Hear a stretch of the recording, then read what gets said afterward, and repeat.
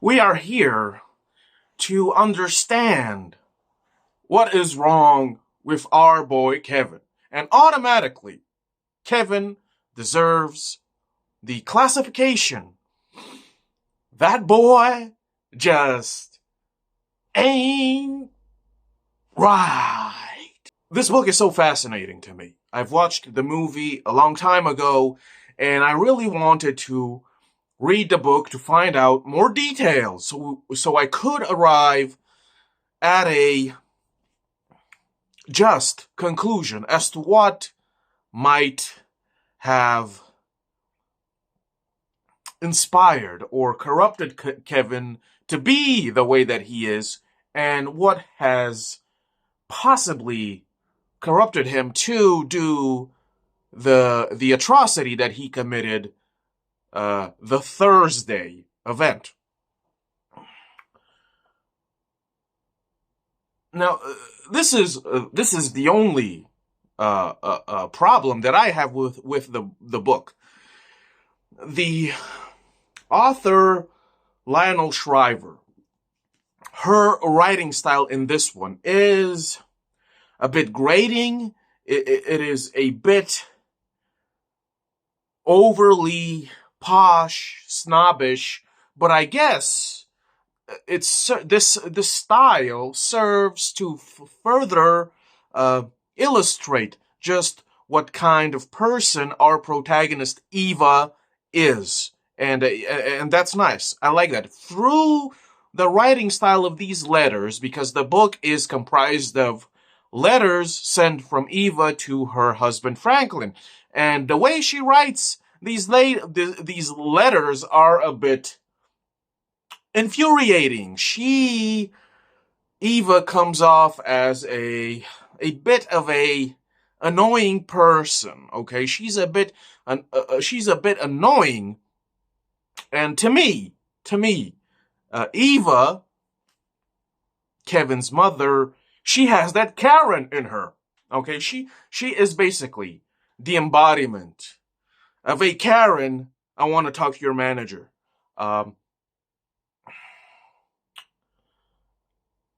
And in the beginning, you might feel a bit sorry for her because as you read along, certain things are revealed, which might catch you off guard. But as you read along, as I read along, I increasingly felt no empathy for her, no sympathy, no kindness, no anything, no compassion, because, and this is the main thing that people miss or refuse to see, is that Eva is, by and large, a bit of a terrible person. She is. And there is nobody better equipped to see through her bullshit than her son Kevin. Okay, Kevin knows. Okay, Kevin knows. Kevin has seen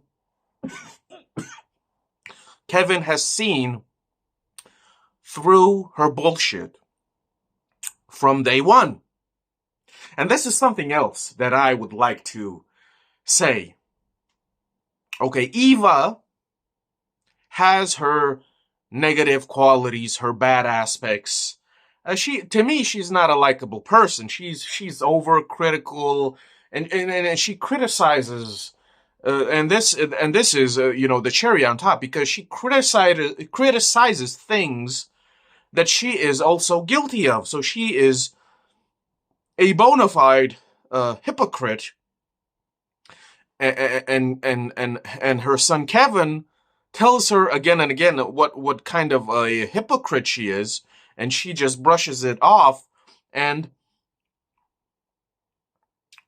the core concept of her character, of Eva, is that she has this superiority complex that Kevin obviously has observed for a long time, right?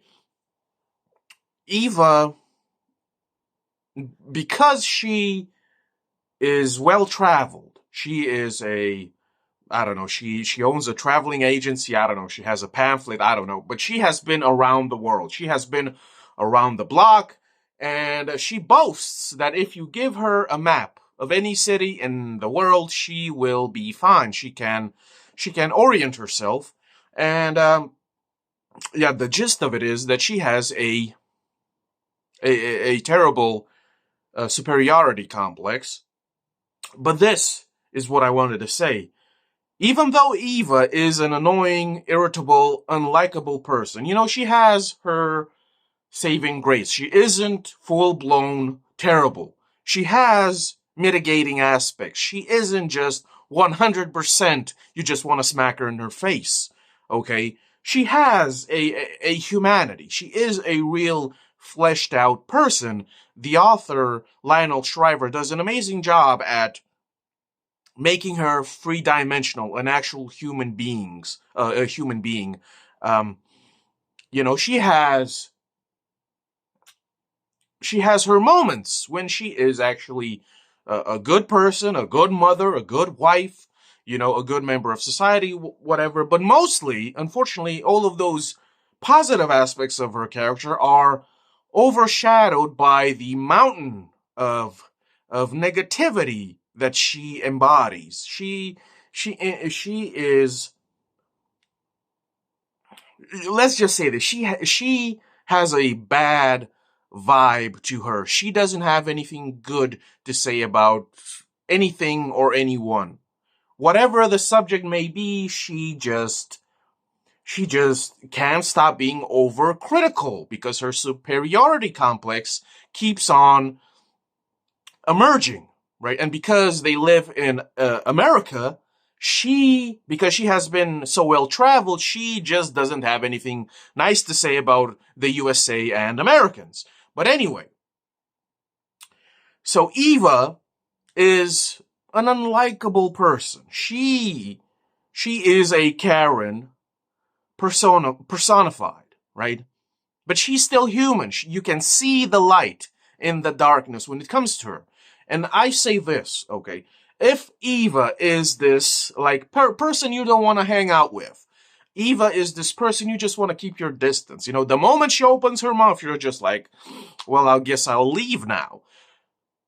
So if Eva is this unlikable person, listen, this is my opinion.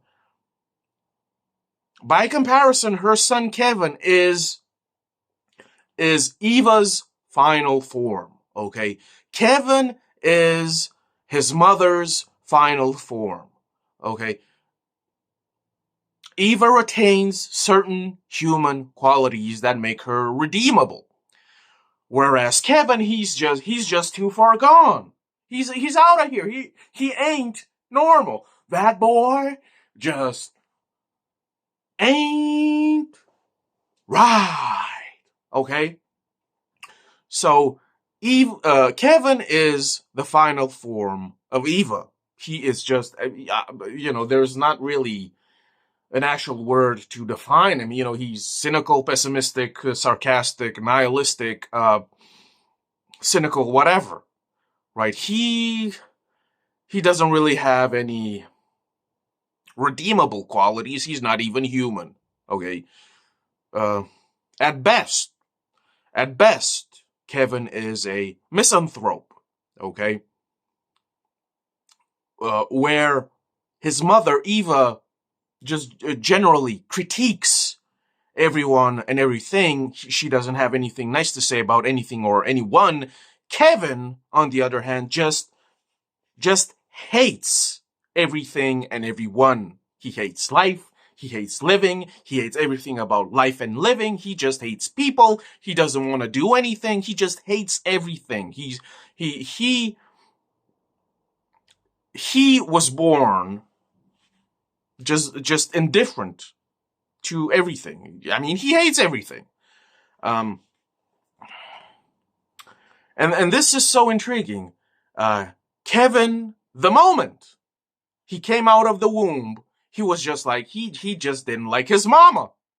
Okay, the moment he came out of the womb, he rejected Eva, and because of this, Eva rejected him, and they've been having this, this feud of sorts, because they're so similar. And this is the thing. They're so similar in their core, in their vibe, in their mentality. But Eva doesn't go all the way. Eva doesn't go to the extreme. Eva finds, she is a functional person, even though it's obvious that she doesn't like a lot of things, right? She's still functional. She can find certain things that keep her, balanced, mentally, emotionally, whatever. Whereas Kevin, from the moment he emerged from the womb, he was just like, oh, bro, fuck all of this. Okay. The moment this guy came out of the womb, he was just like, oh my God, what is this? I don't want this. What is this? I don't like any of this. Right? Kevin is the absolute extreme. He excels at the excess of negativity. He just hates everything. And listen, you can obviously observe that there's something terribly, terribly, terribly wrong with this kid. At certain moments, and this is a confession, at certain moments while I was reading this, I was actually kind of agreeing with Kevin on certain points. Philosophically, ideologically, if you want. Where there is this conversation that she has with, Eva has a conversation with the young Kevin. I think Kevin is a toddler. And they're having this conversation about, where you have to go to school, and because you have to go to school because you have to get an education, you get a degree, and then you get a job, and then you make money, and with that money you can do whatever you want. And Kevin keeps on asking, this same question, why would I want an education? Why would I want to get a job? Why would I want money? And why do you assume that I want to do things? And Eva keeps on going, well, you do things, you find things that you love, that make you happy, and you pursue them. And money provides, the freedom to pursue the things that make you happy. And Kevin just shuts her down every step of the way. Pure nihilism, pure cynicism, right? Pure pessimism. And he's just like, why do you assume that I want to do anything? Why do you assume that I want to be happy? Why do you assume that I want to make money to live a better life and be free? And the gist of it is, if you really look deep into Kevin's character, his persona, he is a void. He is an abyss. Like nothing in life gives him any joy, any enjoyment, any pleasure at all. Whereas his mama, Eva, she likes traveling, she likes collecting maps, whatever, right? She likes criticizing everything. Whereas Kevin, he genuinely is not interested in anything. Do you understand? He's not interested in anything. And this is a little kid. He's like a toddler. He's not even in kindergarten. And he's just like indifferent. Not even indifferent. He just doesn't want anything. You give him toys and he just rejects them with loathing. Like, what are you talking about? Toys, like puzzles, huh? He doesn't want any of that. And the scariest part is that he's a little kid when this is happening, right? And of course, the adults, his parents, especially Eva, she doesn't know how to handle any of this, right? And these were the moments where I actually related to Kevin in the sense that, don't assume that what everybody else wants, that I want that. Don't assume that I want to be happy, right? And I, after living for a while, I've kind of reached this point where I'm the same. I'm just like, I don't want anything really. I just want I just want peace and quiet, and I want to sleep, and I don't want anything. I don't want to travel. I don't want to go to restaurants. I don't want to do this. I'm not interested in this. I'm basically not interested in a lot of things. I used to love a lot of things, but now I'm just indifferent. I'm just like, leave me alone with this silly, goofy nonsense. And what's so striking is that Kevin, so little, a couple of years, 4 or 5 years of age, and he already knows this intrinsically. This little kid knows that basically life is a fucking joke. Basically, and that most of us, we pretend and we, act like, oh boy, life is such a great joy, but it ain't, right? And this little kid knows this from day one, right? And it's so striking, right? Every step of the way, his mother Eva tries to she tries to find out who this stranger is, okay? And this is really interesting and eerie, is that she refers to Kevin, her son, as this stranger, right? Because he is a stranger. That boy ain't right.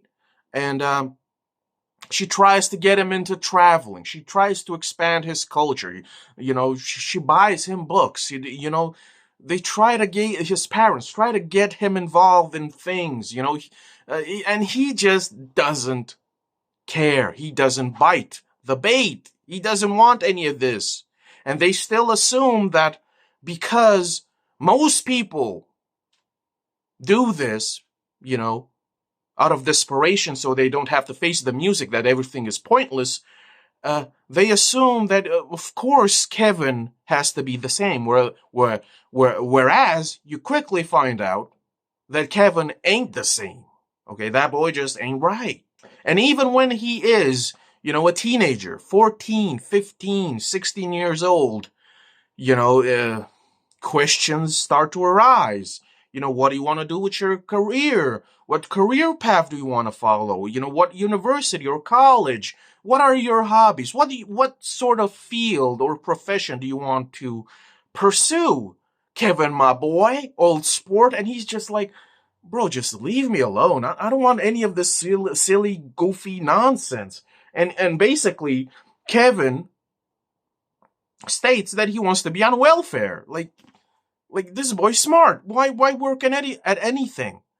And this is where the writer, the author, really excels, is that despite the fact that our boy Kevin is an anomaly, he is a bit monstrous, he kind of, I guess, his lack of humanity and lack of interest, his catatonic indifference might scare a lot of people. Behind this abyss, behind this void, is a lot of truth, which is that everything is indeed pointless, and if somebody doesn't get any sort of joy, pleasure, satisfaction, or any kind of reaction from the many things that we occupy ourselves here, so that we don't, hang ourselves, just leave it at that. If Kevin doesn't want to do anything, just leave him alone, bro. You're not gonna have a breakthrough with somebody like Kevin, who just came out of the womb a full-blown, completed nihilist. It's never gonna happen. But I want to talk about this because this really irritated me about Eva, Kevin's mother. Okay, and this will lead me to my final thesis in this review, which is, listen, Eva to me is not a likable person at all. Me and Eva would not be hanging out, okay? But here's the problem.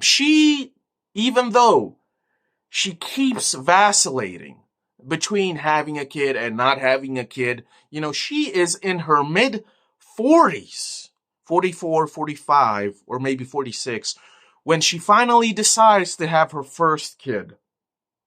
So in her mid-40s, she decides finally to have her first kid. And that to me is an extreme red flag. An extreme red flag. Like, you have to have some sort of mental illness or disorder to have a kid in your mid-40s. Bruh. Okay, Tim, listen.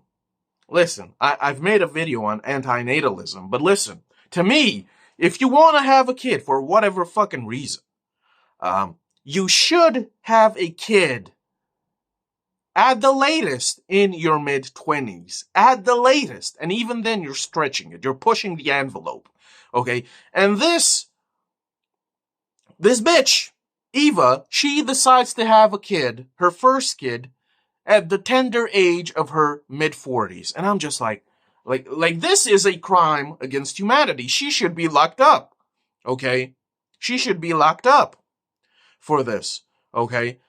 Having a kid so late in life is a big mistake, folks. Okay? This is not excusable. This is not justified.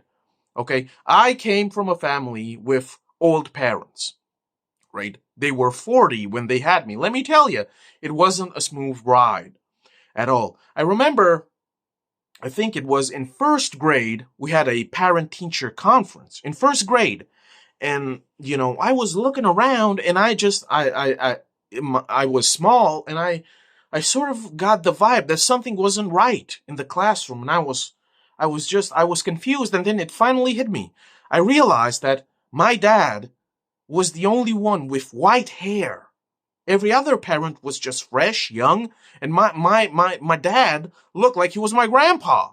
Okay? And Eva decides to have her first kid in her mid-40s. And you tell me that this is considered normal, that she doesn't have mental problems. This, to me, this should not be allowed. You know, and I'm not telling anybody what to do, but this parenting, folks, parenting is probably one of the most serious things imaginable in human life. And people just decide, well, I'm going to have a kid, right? And we're still, not only are people just shooting out kids like it ain't no nothing, like it ain't no responsibility, like it ain't the biggest decision ever. But some people decide to have kids when they're in their 40s and in their 50s. And I'm just like, you're not right in the head. This is some sort of derangement. Okay? Like, I would assume that at this, let's call it, at this mature age, mid-40s, early 50s, that you have the maturity and the discernment and the judgment to realize that having a kid so late in life is one of the biggest mistakes you can ever make, buddy. And people still do this. And I'm just like, what in the name of all that is holy possessed you to have a kid so late in life? I don't care how rich you are. This is a big mistake. You know, obviously having kids in general is a terrible mistake. Okay. But having a kid so late in life is it is a crime. It is a crime. That kid will not have a good life, emotionally, at least. Let me tell you, I know this from experience. It's going to be a tough ride. So, back to the book. And yes, this review will be, the subtext of this review will be about parenting. Okay, and becoming a parent. So Eva decides to have her first kid in her mid-40s. And let me tell you, it's not a smooth ride, of course, because she has this negativity. She's always negative, and she always worries. Oh, did I make the right choice? Well, you had the kid. Why are you vacillating now? Right? So she raising Kevin, little baby boy Kevin, is not a smooth ride. Who would have thought? So you have a kid. Listen, you're already a nasty, bitter overly critical person, and you have nothing good to say about anything, and you just have this bitchy, bitter, salty vibe, okay? And because of this energy that's negative, you produce a child that obviously has problems, right? Problems. Raising Kevin is not easy, okay? It's not easy. It is a hell for Eva. It is I mean, this kid is like 6 years old and he's still in diapers, right? He is just, Kevin is on another level. But listen, this is the problem. And this is where I make my case for the indictment of Eva Chachadorian, or however you pronounce her last name, Chachadorian. So, she has her kid in her mid-40s. It's a terrible experience. Raising baby boy Kevin is just hell on earth. She just wants to die. And already they're having that feud. It's just a battle royale. It's just a clash after clash. It's a disaster. So after 6 years of taking care of baby boy Kevin, he is a menace to society at 6 years old. And she's just like, bro, I just want to die already, right? So after 6 years, all right, she's already in her 50s. She just wishes that she didn't have Kevin. And this is where I make my case that she has mental problems. So after this absolute hellish experience raising her first kid, it's just, bro, you can't imagine. You have to read the book or watch the movie to understand that Kevin is a menace. He is Kevin the Menace on another level. All right, he's a monster as a toddler. So after 6 grueling years, this experience of motherhood is just it's terrible, horrific for Eva. It's such a it's such a, like, I don't even know the word. It's so horrendous raising Kevin that she finally snaps and she just picks the little kid up and she throws him across the room and breaks his arm. She snaps because this kid ain't right. Motherhood wasn't meant for her, okay? And this will be key. So after such a brutal, savage experience in being a parent, what do you think that Eva decides, after such a testament that she was not meant to be a parent, that there's something going on that led to the creation of something like Kevin. So there's something in her which produced Kevin. That's saying something. Kevin didn't just come out of nowhere. He's not a Cabbage Patch Kid. Kevin came from Eva. Meaning that Eva has to be the source of this evil stuff. And what does Eva decide? Our poor victim. Eva is a victim, okay? What does this poor mother, this poor victim decide after 6 years of raising Kevin, which was a nightmare? Raising Kevin was a nightmare. What does she decide? And while I was reading this, I was so shocked. I did not see this coming, folks. And this is the absolute proof, the evidence that Eva is either extremely dumb, dumber than a sack of bricks, or she has severe mental problems, or maybe she's a sadomasochist. I don't know. But after raising our boy Kevin, which was a nightmare, what do you think she decides? She goes to her husband and she says, hey, bruh, like I want another kid. And when I was reading this, I was like, hey, yo, huh? Like, I was stunned, perplexed. I was like, this bitch ain't right. Something's wrong with this bitch. Like this is basic logic here. 2 + 2 = 4. I produced Kevin. Kevin is a nightmare. being a parent was a fucking nightmare. Let's have another kid. And I'm just like, this bitch is fucking stupid. This bitch ain't right. So, this is what happens. She goes to her husband, Franklin, and she's like, hey, yo, I want another kid. And I'm just like, she has to be a sadomasochist or something. She needs to go to a professional and examine her mental state. This ain't justified. Okay? Yet again, she makes the same terrible decision twice. After all of the evidence, obviously, suggests the opposite.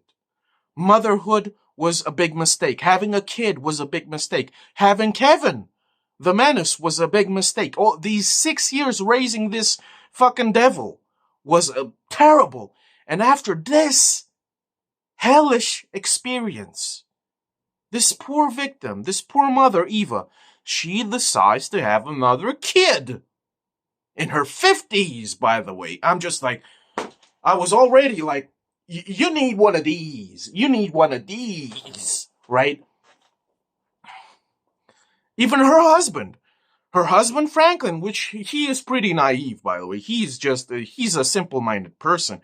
Even her simple-minded husband was like, he snapped out of it, and he had a eureka moment of enlightenment, and he was like me. He was like, huh? Like, you want another kid after you've been bitching and complaining about Kevin for 6 long years. Bitch, get out of here. Right? Even her dumbass husband is like, you want another kid, bitch? You're crazy. You're just crazy. You're a silly, crazy person. Right? But unfortunately, they indeed have another kid. Oh boy. Oh boy. Okay. And, listen, another nail in the coffin for Eva. Obviously, she knows deep down in her heart that her son Kevin is a fucking psycho. She knows this. Kevin, the little baby boy Kevin, he pulls a lot of shenanigans, which obviously demonstrate that he is a psychopath on that crazy shit. That boy just ain't right. So these are the two possibilities. Either her second kid will be just as evil as Kevin, which is that's just double trouble. That will spell disaster. It'll be the end of the world, right? Number one. And number two, which turns out to be the actual case, number two, she has a child that is the complete opposite of Kevin, extremely shy, extremely timid, extremely introverted, extremely weak, a weak-minded individual. This is who Eva's second child will be. Kevin's sister is that person. Kevin's sister is the opposite of Kevin. And guess what happens? Kevin bullies his sister like it ain't no biggie. Right? And this was absolutely predictable. And you're telling me that Eva deserves any kind of sympathy. Like, this should have been the first thing she thought about is like, hey, yo, what if my second kid turns out normal? Kevin basically becomes this tyrannical monster that terrorizes her mother. And what makes her think that Kevin won't target his baby sister, who is a weakling, and she doesn't really care. And throughout this book, it's obvious that Eva observes time and time again that Kevin terrorizes and bullies his baby sister, and she doesn't really do anything about it until Kevin goes overboard and actually mutilates his sister with the eye. he pours like some sort of chemical in her eye and she loses the eye. And everybody's like, oh, whoopsie, it's Kevin doing that tomfoolery. Kevin doing them shenanigans. And I'm just like, right? This is Eva's fault entirely. And you're telling me she doesn't have mental problems. You're telling me that what she does twice isn't a crime against humanity. Okay, she made her first mistake with Kevin. Okay, everybody is entitled to make a mistake, but she does the same mistake twice. Twice. Without thinking about the repercussions and the consequences. And she just lets Kevin do whatever he wants. Even though she knows that he is a manipulative, Machiavellian mastermind psychopath without any sympathy or empathy for anybody. And you're telling me she deserves absolution or forgiveness or understanding. And of course, to save her from being a terrible person, it is said somewhere that she is not a reliable narrator. Well, I've seen enough of her to make my assessment and to reach my conclusion. My conclusion is that this bitch ain't right in the head. And what she does is a terrible crime against humanity. Listen, folks. Some people, and I would argue, a lot of people aren't meant to be parents. Most people are not equipped. It's simple as that. This is just my opinion. After a lifetime of observations, I can see the results time and time again throughout the generations. All you have to do is look outside your window. You don't have to go online. You just have to look outside your window. Most people do not have what it takes to raise children to become decent human beings in their own right.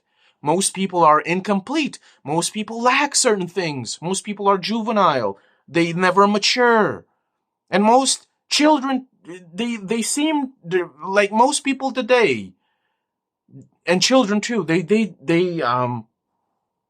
it's obviously that there's something going on with them. Some sort of semi-mental problems. Some sort of derangement. Most people aren't meant to be parents, folks. And not just because antinatalism, which I'm a fan of, I think you just shouldn't have kids out of principle, because you're bringing life here. You're bringing people here, souls, to experience what?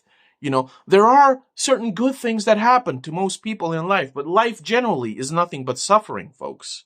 And you're telling me you think it's okay to bring children into this hellhole, into this slaughterhouse, into this nightmare, right? And let's not think about the possibilities, the potential that your kid might suffer horrendous stuff that is beyond the average, right? And this is the point, that we're talking about your potential kids, your flesh and blood, that you will bring into this world, that you are not equipped to raise to be decent human beings. Like, listen, folks, and I don't know if you've noticed, right? And I'm on my boomer rant this time, but people today, they don't even have basic manners, common courtesies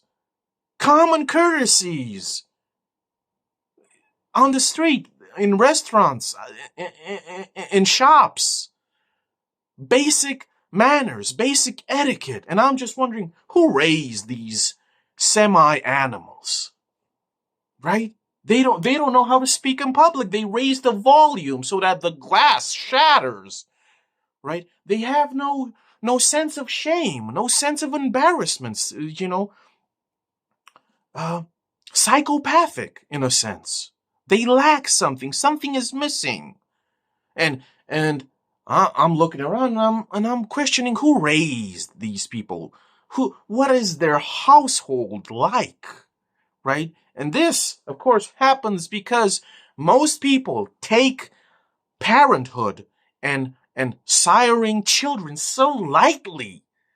producing other human beings, to most human beings, is really chill, bruh. It ain't no biggie. It's a piece of cake. That's how they think.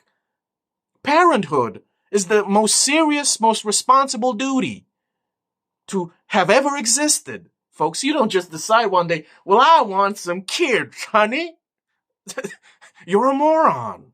People who just decide, I want some kids, those people are morons because they don't consider certain things. And it shows, right? It's crazy. It's crazy. Most people are not equipped to be parents. They're not equipped to raise their children to become decent human beings in their own right. It's just so startling to me that most people think that having children is such an easy decision to make. Like, listen, I'm in my 30s and people have been asking me for a while, like, don't you want to have kids? When will you have kids, bro? Don't you want to have kids? And my response to that is, why? Why? Right? This is my question. And when I ask this question, why should I have kids? Nobody has anything to say. Nobody has a reply. Nobody has answers because they realize that they themselves had kids. They had kids. Listen, this is important. Most people have kids on a whim. Most people have kids on a whim. Most people have kids because it is expected of them. Most people have kids because they don't want to look inferior to their neighbors and their peers. Most people have kids because, I don't know, they have no direction in life. Most people have kids because they want to be gods to their kids. They want to supervise their kids. They want to control their kids. This is why, these are the reasons why most people have kids. And I'm just like, huh?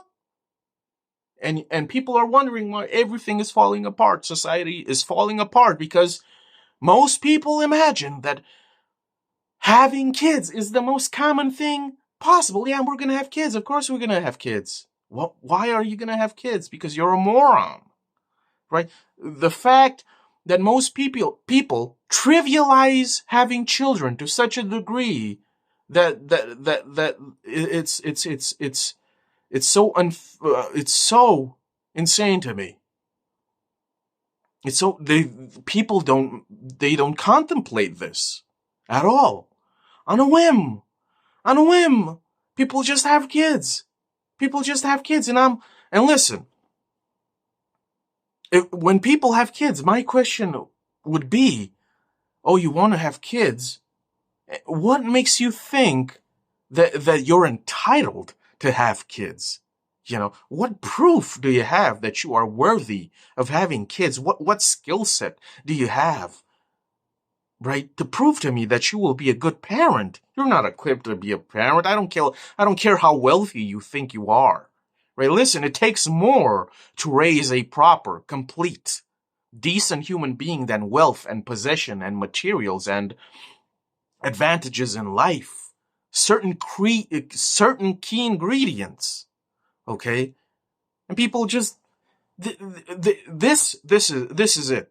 This is the conclusion, that most people, they are so unconscious, so unaware, so on autopilot that they do not know who they are. And because they do not know who they really are, they assume that, yes, indeed, they are good people that are, worthy of having kids. Because people do not know who they really are. They don't know their limitations. They don't know their flaws. They don't know their defects, or they do not accept that they have defects. This is why most people, while on autopilot, while being sleepwalkers, they decide to have kids and become parents, because what the fuck else are we going to do with our miserable little lives? Let's just have kids so that they may suffer as well. And wouldn't you know it, maybe our kids will just find out for themselves that life is pointless as well. What are we going to do then? Nobody's going to wonder. What will you do? If you are a parent right now and you have young kids, what will you do when your kid, now a bit older, will come to you and say that life is pointless and everything is a joke? What will you do? What will your answer be? What will your reassurances be to your kid who has suffered now and understands that life generally, with few exceptions, is nothing but pain and suffering and torture? And it's all meaningless and it's all a big joke. What will you do? And what will your explanation and excuse be for forcing your kids without their consent to be in this life, to experience this hell? How will you explain yourself? What will your excuse be? Okay. But this is pretty much it. Like, I really enjoyed this book. We Need to Talk About Kevin is a brilliant book exploring the possibility that most people should not be parents. Okay? If you feel that maybe you shouldn't have kids, probably, most likely you shouldn't have kids. And I do recommend this book by Lionel Shriver to everybody. This book needs to be read. This is something that needs to be analyzed and contemplated. Okay? And I know that this is fiction, but this can be applied. The lessons learned can be applied to real life. To real life. It takes a lot. And the conclusion to this book, I would argue, is that it takes a lot. You can't even imagine the amount.